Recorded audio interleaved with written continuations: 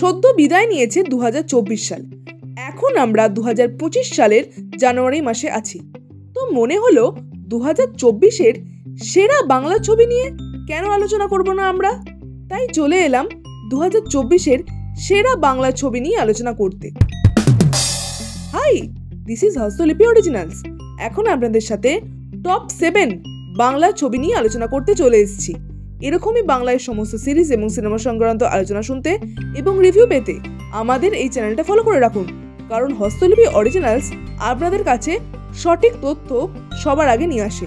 তাহলে চলুন ভিডিওটা শুরু করছি। Hastolipi originals, the ultimate filmy dose.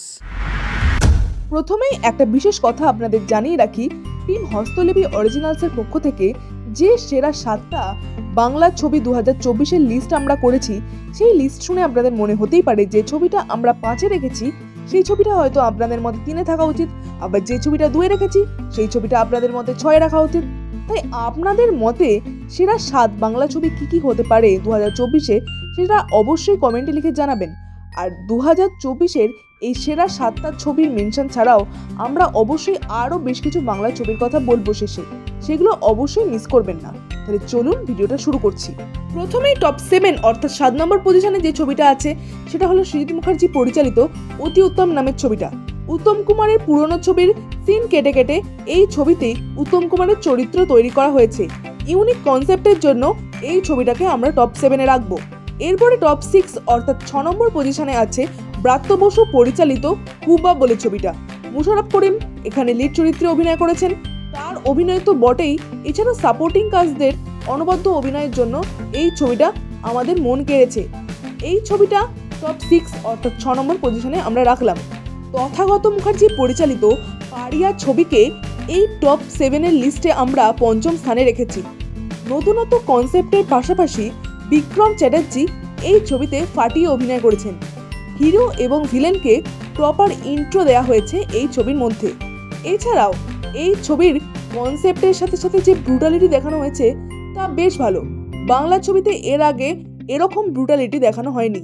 তো টপ 5-এর জন্য এই ছবিটা আমরা রেখেছি। এরপরে টপ 4-এর কথা বলবো। টপ 4-এ আমরা দুটো ছবি রেখেছি। একটা হচ্ছে অযোগ্য অর্থাৎ প্রসেনজিৎ ঋতুপর্ণার 50তম ছবি। এই ছবিতে প্রসেনজিৎ ঋতুপর্ণা এবং শিলাজিতের অনবদ্য অভিনয় আমাদের নজর কেড়েছে। আরও একটা ছবি হলো চালচিত্র এখন। অঞ্জন দত্ত পরিচালিত এই ছবিতে অভিনয় করেছেন অঞ্জন দত্ত নিজে, মৃণাল সেনের ভূমিকায়। এছাড়াও সাপোর্টিং কাস্টে যারা অভিনয় করেছেন তারা প্রত্যেকে ভালো অভিনয় করেছেন। দর্শকদের মতে অঞ্জন দত্তের অন্যতম সেরা কাজ হলো এটা। তো টপ 7-এর তালিকায় এই ছবিকে আমি টপ 4-এ রেখেছি। এরপরে টপ 3-তে অর্থাৎ 3য় পজিশনে আমি রেখেছি বুমেরাং ছবিকে। জিতের এই ছবিতে মাস এবং ক্লাস দু ধরনের অডিয়েন্সই ক্যাটার করতে পেরেছে। এই ছবিটার কনসেপ্ট একদম নতুনত্ব। সাইফাই ঘরানার এই ছবিতে জিৎ, রুক্মিণী অসাধারণ অভিনয় করেছেন। তাদের এই অসাধারণ অভিনয় এবং কনসেপ্টের জন্য এই ছবিকে আমি 3 নম্বর পজিশনে রাখলাম। টপ 2 অর্থাৎ 2য় পজিশনে যে ছবিটা আমরা রেখেছি সেটা হলো দেবের খাদান। কমার্শিয়াল মার্কেটকে নতুনভাবে চাঙ্গা করেছে এই ছবিটা। অভিনয় করেছেন দেব, যিশু, বারখা, ইধিকা, অনির্বাণ চক্রবর্তীরা। যিশু এই ছবির অ্যাসেট। কনসেপ্ট এবং গানগুলো এই ছবির বেশ ভালো। কিছু ত্রুটি বিচ্যুতি থাকলেও এই ছবিটা বাংলা ছবিকে যে নতুন জগতের দিশা দেখিয়েছে তা আর বলার অপেক্ষা রাখে না। টপ 1 অর্থাৎ 1 নম্বরে আমি রাখবো শিবপ্রসাদ এবং নন্দিতা জুটির দুর্গাপুজোর নতুন ছবি বহুরূপী।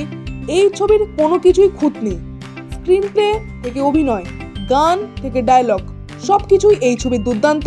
শিবপ্রসাদ এক কথায় অনবদ্য। শিবপ্রসাদ, আবির, কৌশানী, রিদাভরি প্রত্যেকে দুর্দান্ত অভিনয় করেছেন। অভিনয়ের জন্য প্রত্যেকে অনবদ্য। এই ছবিটাকে আমরা 1 নম্বরে রাখলাম।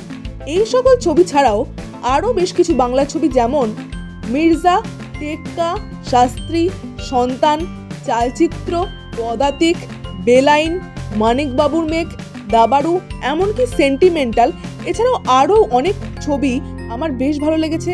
তবে হ্যাঁ, বেশ কিছু ত্রুটি বিচ্যুতির জন্য এই ছবিগুলো টপ 7 লিস্টে আমি রাখতে পারিনি।